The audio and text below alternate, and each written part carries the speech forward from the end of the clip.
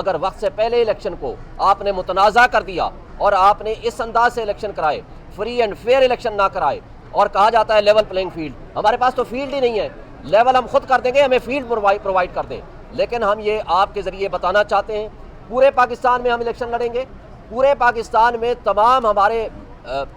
Candidates ہوں گے national assembly اور صوبائی اسمبلیوں کے، اور انشاءاللہ کامیابی ہمارا ہی مقدر ہوگا۔ بہت سے لوگوں کا یہ کہنا ہے کہ تحریک انصاف کی جو بیلٹ پیپر پہ اس کا بلے کا نشان نہیں ہوگا، تو کیا آپ سمجھ رہے ہو کہ تحریک انصاف کو الیکشن لڑنے دیا جائے گا؟ دیکھیں، تحریک انصاف کو بلے کے نشان کا جہاں تک تعلق ہے، آلریڈی الیکشن کمیشن فیصلہ کر چکا ہے، لیکن اگست کے فیصلے کو ابھی تک جاری نہیں کیا۔ میں ان سے مطالبہ کرتا ہوں کہ فوری طور پر آپ اس فیصلے کو جاری کریں جو میڈیا کی موجودگی میں آپ نے فیصلہ سنایا تھا۔ اس کا مطلب ہے کہ الیکشن کمیشن کے اوپر پریشر ہے، جس کی وجہ سے وہ اپنا فیصلہ اناؤنس کرنے کے بعد وہ لکھ کے ہمیں پرووائڈ نہیں کر رہے سرٹیفائڈ کاپی۔ شائند بات ہے کہ 8 فروری کو الیکشن کے انعقاد کے متعلق نوٹیفیکیشن ہونے جا رہا ہے، لیکن یہ خوش آئندی ایکچولی خوش آئند بات نہیں ہے۔ یہ ہمارے لیے ایک شرم کا مقام ہے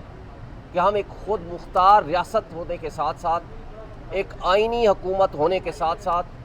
ایک آئینی حکمرانی کا حق جتلانے کے ساتھ ساتھ ہم آئین کی پامالی کر رہے ہیں۔ آج پریکٹیکلی آئین کاغذوں میں موجود ہے لیکن معطل ہو چکا ہے۔ آج بنیادی حقوق آئین کے اندر لکھے ہوئے کاغذوں میں موجود ہیں لیکن معطل ہو چکے ہیں۔ آج آپ کی جمہوریت بظاہر موجود ہے لیکن معطل ہو چکی ہے۔ آپ یہ دیکھیں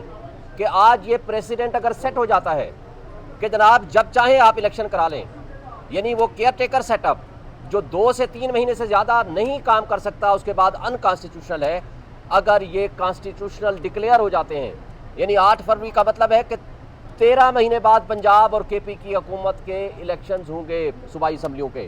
اسی طرح نیشنل اسمبلی کے جو الیکشنز ہیں یہ 6 مہینے کے اندر ہوں گے۔ اسی طرح 2 صوبے سندھ اور بلوچستان کے بھی 6 مہینے میں ہوں گے۔ تو مجھے یہ بتا دیں کہ آئندہ کے الیکشنز کے لیے کیسے ہم یہ تصور کر لیں کہ اگلا الیکشنز وہ 13 مہینے کی بجائے وہ 3 سال یا 13 سال پہ چلا جائے۔ اور بدقسمتی کی بات یہ ہے کہ آپ کے اپوزیشن لیڈر نے کہا تھا کہ اگر 10 سال بھی الیکشن نہیں ہوتے ہیں تو کوئی فرق نہیں پڑے گا۔ تو پھر مجھے بتا دیں اس میں اور ضیاء الحق کے مارشل لاء میں، جس نے کہا تھا کہ 90 ڈیز میں الیکشن ہوں گے لیکن 11 سال کے لیے نہیں کرائے، اور اگر اس دوران بیچ میں کرائے تو وہ بھی غیر جماعتی لولے لنگڑے سے۔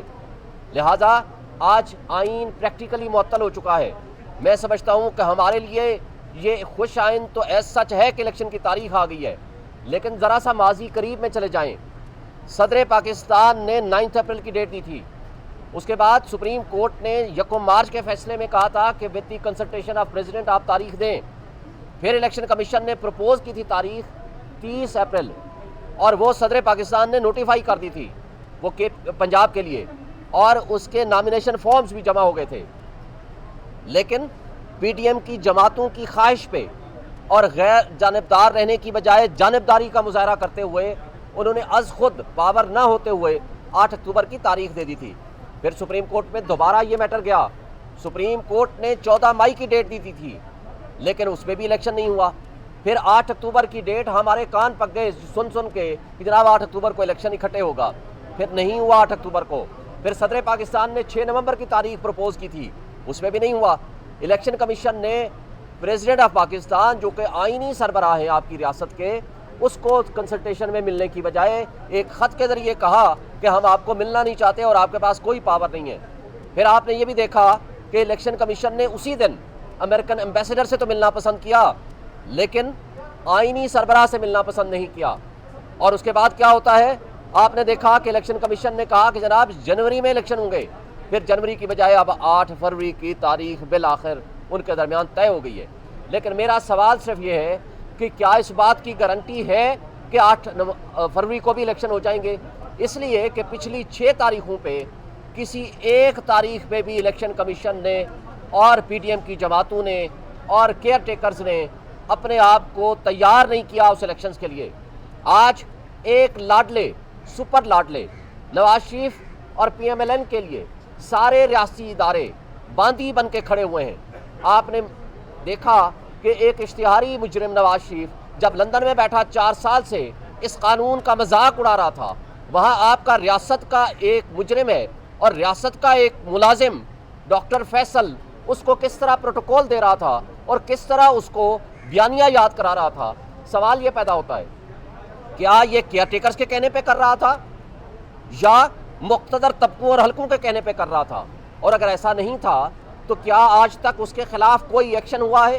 پھر جب وہ ایئرپورٹ پہ آتا ہے تو جس طرح اس کے ساتھ سلوک کیا جاتا ہے ایک اسٹیٹ گیسٹ کا، اور جس انداز سے بائیو میٹرک ویریفیکیشن کے لیے وہاں جایا جاتا ہے، ادارے جاتے ہیں، پھر جس طرح لاہور میں سی سی پی او اس کو سلوٹ مار رہا ہے اور پروٹوکول دے رہا ہے، مجھے بتائیں اس کے مد مقابل پاکستان میں 100 مقامات پہ پی ٹی آئی نے درخواستیں دیں کہ جناب ہمیں جلسہ کرنے کی اجازت دیں۔ لاہور ہائی کورٹ کے حکم پہ صرف ایک جگہ پہ اجازت ملی، وہ کانا لاہور میں، لیکن وہاں پہنچنے سے پہلے ہی ورکرز کو گرفتار کر لیا گیا۔ جب محسن نقوی سے پوچھا گیا کہ یہ کیوں کیا تو انہوں نے کہا جی ان کا کرمنل ریکارڈ ہے۔ تو بھائی مد مقابل آپ ایک کرمنل کو تو اتنا پروٹوکول دے رہے ہو، اور جو جن کا حق ہے کہ پی ٹی آئی اس وقت بھی سب سے بڑی پولیٹیکل پارٹی ہے، اس میں کسی کو کوئی شک و شبہ نہیں ہے، اس وقت بھی عمران خان سب سے پاپولر لیڈر ہے پاکستان کا، وہ واحد لیڈر ہے جو فیڈریشن کی علامت ہے۔ آپ اگر اس کو زور، زبردستی، جبر اور بربریت سے آپ پی ٹی آئی کو کرش کرنے کی کوشش کریں گے تو اس کا نقصان فیڈریشن کو ہوگا، اس کا نقصان ریاست کو ہوگا، اس کا نقصان ریاستی اداروں کو ہوگا۔ آج آپ کی ریاست متحمل نہیں ہو سکتی کہ آپ اس طرح کے مس ایڈونچر کریں یا آپ اس طرح کے ایڈونچر کریں، اس لیے کہ 16 مہینے کی کارکردگی کے نتیجے میں آج آپ کے پورے پاکستان کے 16 مہینوں میں 12 لاکھ سے زائد پروفیشنلز یہ ملک چھوڑ کے جا چکے ہیں، اور دبئی کی تاریخ میں اور پاکستانیوں نے سب سے زیادہ پچھلے 1 سال میں وہاں انویسٹمنٹ کی ہے۔ پنجاب سن لیں، جواب سنیں، پنجاب اسمبلی اور کے پی اسمبلی آئین اور قانون کے مطابق توڑنا جائز تھا، اس لیے کہ آئینی طور پر آپ کوئی کسی چیف منسٹر سے یا پرائم منسٹر سے نہیں پوچھ سکتے کہ آپ کی ایڈوائس قابل قبول ہے یا نہیں ہے۔ اس سے آپ ثابت ہوں کہ اگر کے پی کے اسمبلی توڑنا ناجائز ایڈوائس تھی تو گورنر کے پی جو آج بھی بیٹھا ہوا ہے اس نے خود اس ایڈوائس کو ایکسیپٹ کیا اور ڈیزالو کی۔ پھر دوسری بات، پرائم منسٹر اور موجودہ جو 2 صوبائی اسمبلیاں ہیں بلوچستان اور سندھ کی، مجھے بتائیں 3 دن پہلے کیوں ڈیزالو کر دیں؟ اس لیے کہ آئین کے اندر ایک شق موجود ہے، جب تک یہ آئین ہے تو یہ اس آئین کا تقاضا ہے کہ کوئی بھی شخص جو چیف منسٹر کے عہدے پہ ہو یا پرائم منسٹر کے عہدے پہ ہو، جب وہ ایڈوائس دے گا تو پریزیڈنٹ آف پاکستان یا گورنر پابند ہے اس کو توڑ دے، اور اگر نہیں توڑے گا تو 48 آورز کے بعد آٹومیٹیکلی ڈیزالو ہو جائے گی۔ لہٰذا آپ کے کوشچن کے بعد آگے میں ایک بات کہہ دوں، اس وقت عمران خان کے خلاف سائفر مقدمہ بنانا ہی غلامی کی بدترین مثال قائم کرنا ہے۔ جو مجھے بتائیں جس شخص نے ملک کی سلامتی اور خود مختاری کا دفاع کیا ہو اس کو آپ کہتے ہو ملزم ہے، اور جس شخص نے کہا بیگرز آر ناٹ چوزرز اس کو آپ نے پرائم منسٹر اور مدعی بنا دیا، اور جس شخص نے کہا کہ امریکہ ہمارا وینٹیلیٹر ہے اس کو آپ نے ڈیفنس منسٹر بنا دیا۔ پھر یہ جو فیصلہ کیا جسٹس عامر فاروق صاحب نے وہ ٹوٹلی غلط ہے۔ کہا گیا کہ جناب اسد مجید کو بلایا گیا، اس نے کہا ہاں سائفر کے کنٹینٹس تو درست ہیں، لیکن یہ کہا کہ سازش کا نہیں ہوئی۔ بھائی سازش کا پتہ کرانا تو کسی کمیشن کے ذریعے سازش کا پتہ کرانا تھا، وہ حکومت پاکستان نے سازشی کرداروں کو ڈگ آؤٹ کرنا تھا، وہ آپ نے اس سپریم کورٹ کی ججمنٹ کے اندر لکھا ہوا ہے کہ آپ اس میں کمیشن بنائیں، اور کمیشن بنانے کے لیے عمران خان نے جسٹس ریٹائرڈ طارق کی سربراہی میں کمیشن بنایا جس کو اس نے معذرت کر لی۔ پھر شہباز شریف نے فلور آف دی ہاؤس پہ کھڑے ہو کر کہا تھا کہ دھمکی آمیز گفتگو تھی لیکن میں اس میں کمیشن بناؤں گا سازشی کردار کو ڈگ آؤٹ کرنے کے لیے، لیکن وہ نہیں بنایا کیونکہ سازشی کردار تو وہ خود تھے۔ اب اس کے آگے آپ جائیں، نیشنل سیکورٹی کمیٹی نے 2 دفعہ اس کے اپنے منٹس جاری کیے جس نے انہوں نے یو ایس ایمبیسڈر کو ڈیمارش کیا۔ تو یہ وہ ساری چیزیں جب آپ کے سامنے آئیں گی تو میں سمجھتا ہوں کہ آپ کو یہ ثابت کرنا پڑے گا کہ یہ سائفر کا مقدمہ سوائے پولیٹیکل وکٹمائزیشن کے اور کچھ بھی نہیں ہے۔ پھر آپ نے دیکھا جس کیس میں کل کیس لگا ہوا تھا